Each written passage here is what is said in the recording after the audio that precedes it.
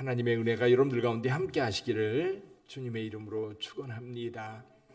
자, 블레셋과 이스라엘 늘 이렇게 전쟁을 하고 있었는데 오늘 또 블레셋 사람들이 이제 블레셋 5 방백들이 다 모여서 이스라엘과 전쟁하기 위해서 올라갑니다. 그러니까 이 블레셋에 속한 모든 사람들에게 전장에 호출된 거지요. 근데 다윗도 아기스 수하에 있기 때문에 아기스의 명을 따라 이 전쟁에 참여하게 된 겁니다. 그런데 다윗의 입장에서 보면 전쟁에 참여하지 않을 수도 없고 할 수도 없고, 왜냐하면 지금 다윗은 사울에게 쫓기는 사람이긴 하지만 이스라엘 사람입니다. 지금 이스라엘과 전쟁하기 위해서 출정하는데 사실 다윗은 억지로 출정하는 거지요. 또 참석을 안 하자니 아기스가 그동안 자기의 삶을 살펴줬는데 그것을 원수로 갚을 수도 없고, 만약 여기서 밑보이면 여러분 가장 먼저 다윗이 죽을 수 있다는 상황입니다. 그래서 다윗은 이러지도 못하고 저러지도 못하는 상황에서 그래서 겉으로는 일단 출정을 합니다. 사실 다윗이 어쨌거나 이 상황에서 좀 빠지고 싶은데 그럴 수 없는 상황. 그런데 참 희한하게도 이 블레셋 방백들이 다윗의 참전을 가로막고 있습니다. 자, 여기 3절에 보니까 블레셋 방백들이 이 사람이 누구냐? 히브리 사람들이 아니냐? 지금 뭐하러 왔느냐? 라고 이야기를 할 때 아기스가 변명을 해줍니다. 다윗이 우리 가운데 와서 이제 아기스가 분명히 이렇게 얘기를 해요. 이 사울의 신하 다윗이 아니냐? 사울에게 쫓겨서 다윗이 우리 가운데 와서 망명을 했는데 지금까지 수년을 지내면서 우리에게 불의한 일을 전혀 행한 적이 없다. 그러니까 지금 아기스는 다윗을 전적으로 신뢰하고 있어요. 그럼에도 불구하고 블레셋 방백들은 몇 가지 이유를 들어서 다윗의 참전을 막고 있습니다. 첫째 이유는 뭡니까? 여기 4절 중간에 보면 이렇게 얘기를 하고 있어요. 그 처소로 가게 하소서. 그는 우리와 함께 싸움에 나가지 못하리니 그가 전장에서 우리의 대적이 될까 하나이다. 여러분 생각나십니까? 이스라엘 백성들 600명 그리고 블레셋 사람들이 수많은 사람들이 모여있을 때에 요나단이 오히려 자기 무기 든 자와 2 사람이 적군에 쳐들어가서 싸울 때에 여러분 이 사건이 굉장히 중요한 사건을 일으켜요. 첫째는 숨어있던 사람들을 다 불러내서 전쟁에 참여하게 하고요. 또 한 가지, 여러분 그때 당시에 블레셋 군대에 참여하고 있었던 히브리인들이 있었어요. 그러니까 히브리인들이 워낙 강하니까, 그리고 히브리인들이 점령한 지역에 살고 있는 이스라엘 사람들이 블레셋 군대에 참여할 수밖에 없었던 겁니다. 그런데 요나단으로 인하여 이스라엘 백성들이 사기가 올라갈 때에 히브리 사람들, 특히 블레셋 군인들 가운데 있었던 사람들이 돌아서서 요나단과 함께 블레셋 사람들을 쳤던 적이 있습니다. 이때 여러분 블레셋이 패했죠. 아마도 여기 방백들은 그때 생각을 하는 것 같아요. 그들 가운데 있었던 히브리인들이 반역을 해서 자기들을 침으로 자기들이 졌었는데 지금 다윗도 똑같은 상황이라는 거지요.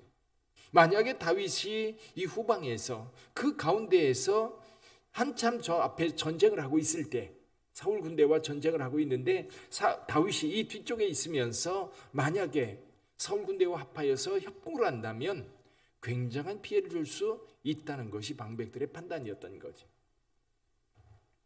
또 한 가지는 이 다윗과 사울 사이에 이렇게 갈라져 있는데 만약에 다윗이 블레셋 사람들을 치고 블레셋 사람들을 죽인 그 숫자로 사울에게 가서 하나가 될 수 있지 않을까? 여기서 그 얘기를 하는 겁니다. 주와 다시 합하리이다. 그가 무엇으로 그 주와 합하리이까? 이 사람들이 머리로 하지 아니하겠나이까? 이 블레셋 사람들의 머리로 이 사울과 다윗이 하나가 될 수 있을 가능성이 있다는 겁니다. 또 한 가지, 5절에 보면 이 다윗이 골리앗을 물리치고 승전해서 귀환할 때 사람들이 노래를 불렀지요. 사울이 죽인 자는 천천히요 다윗이 죽인 자는 만만이로다. 다윗을 이렇게 높였었는데 그 다윗이 이 사람 아니냐? 그렇게 이해할 때 아기스도 이 방백들의 이야기를 무시할 수가 없게 되었습니다.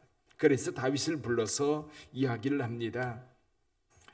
내가 온 날부터 정직하게 내게 행한 것을 내가 안다. 그러나 방백들이 너를 싫어하니 돌아가라. 근데 다윗이요, 여기에서 자기 속마음을 감추고 아기스에게 당당하게 주장을 합니다. 한번 볼까요? 8절 한번 보죠. 8절 같이 읽어봅니다. 다윗이 아기스에게 이르되 내가 무엇을 하였나이까? 내가 당신 앞에 오늘까지 있는 동안에 당신이 종에게서 무엇을 보셨기에 내가 가서 내 주 왕의 원수와 싸우지 못하게 하시나이까 하니. 오히려 다윗은 지금 이 상황을 하나님이 주신 상황으로 확신했어요. 자신을 이스라엘 백성들과 사울과 싸우지 않도록 하나님께서 그를 빼내고 있다는 사실을 느끼고 있는 겁니다. 이게 당당하게 아기스에게 요구를 해도 아기스는 더 이상 자기를 데리고 가지 않을 거라고 하는 것을 아니까 자기의 정당성을 강력하게 주장하는 거예요. 아기스가 미안하게. 그래서 아기스는 말합니다. 다윗에게 대답하되 내 목전에 하나님의 전령같이 선한 것을 내가 안다. 그러면서 블레셋 사람들의 방백들에게 밉보이지 말고 내일 새벽에 일찍 일어나서 떠나라. 그래서 다윗은 못 이기는 척 새벽에 일찍 일어나서 이 블레셋 진영을 떠나 시글락으로 돌아갑니다. 자, 저와 여러분들도 신앙생활하면서 이럴 때가 있어요. 어떤 때요? 정말 곤란할 때가 있어요. 이러지도 못하고 저러지도 못하고, 이렇게 행하자니 이 사람들에게 어려움이 있고, 이렇게 행하자니 내 체면이 말이 아니고, 뭐 여러 가지. 특히 이제 우리가 신앙을 중심으로 이 신앙의 원칙을 지켜가려고 하니까 내게 많은 손해가 일어날 때도 있고, 어떤 경우는 정말 체면을 구기지 않으면 안 될 수 없는 그런 상황이 있을 수도 있어요. 근데 여러분, 믿는 자들을 하나님께서 보호하시고 인도하시는 줄 믿습니다. 여러분들도 한번 돌아보면 그럴 때가 있을 거예요. 참 난처할 때, 정말 곤란할 때, 이렇게도 문제 저렇게도 문제일 때 하나님께서 정말 교묘하게 문제를 해결해 줄 때가 있어요. 정말 기가 막히게, 이건 생각하지도 못했는데, 생각할 수도 없었는데 하나님께서 그런 문제들을 해결해 주셨던 적이 있어요. 여러분, 지금 교회 건축하는데도 마찬가지일 거예요. 또 꽉 막혀서 도대체 이것을 어떻게 해결할까? 그럴 때 하나님께서 절묘하게 해결책을 제시해 주는 경우 참 많습니다. 특히 하나님의 역사가 가로막혔을 때에는 하나님께서 기가 막히게 열어가시는데, 저는 그런 생각을 해요. 여러분, 물이 있지 않습니까? 물을 이렇게 막아놓으면 물이 어떻게 해서든지 채워지면 길을 찾아갑니다. 이 채워지면, 저는 교회 건축을 하면서도 우리 하나님 앞에 기도하는 이 기도의 분량이 채워지면 하나님은 이 여러 가지 문제들이 있을 때 이걸 해치고 갈 수 있는 길을 낸다는 거예요. 여러분, 저와 여러분들이 건축을 위해서 기도를 많이 해야 되는 이유 중에 한 가지도 그겁니다. 어제도 현장 소장을 잠깐 만났는데요. 이제 민원을 제기하는 사람들 전혀 피해가 없을 뿐만 아니라 자기네들하고 얘기도 안 하고 구청에다 직접 민원을 제기한 거예요. 구청에서도 이게 어떻게 할 수가 없는 거예요. 이러면 현장이 원칙을 지켜가면서 하면 되는 거예요. 불법이 있다면 이제 조사를 나와서 불법이 있으면 이제 벌금을 매기든지 조치를 취하면 되는 겁니다. 근데 민원인들 상당히 많은 경우는 여러분 그런 자기에게 피해가 돼서 그러는 경우가 많지 않아요. 물론 소리라든지 먼지라든지 일어날 수 있습니다.